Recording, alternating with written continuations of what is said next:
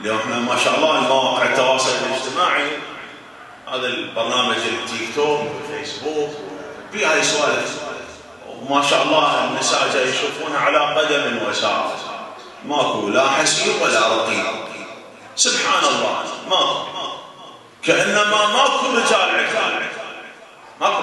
ومع الأسف الشديد جاي نشوف هسه على حسب بهاي المواقع شاربة غلظة ومخلي زوجته بصفه ويبث بث مباشر. هذا تدثوا هاي شلون يصير الدث بعد؟ وانت دث هنا عظمت الله سبحانه وتعالى وعظمت الرسول وآله بهذا الفعل بهذا العمل.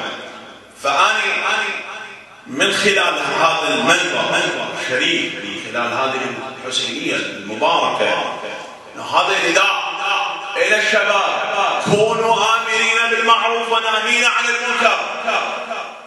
هذه الامور كنا نحاربها، كنا نصدى لها، على اعتبار احنا اليوم منتمين الى محمد وآل بيت محمد.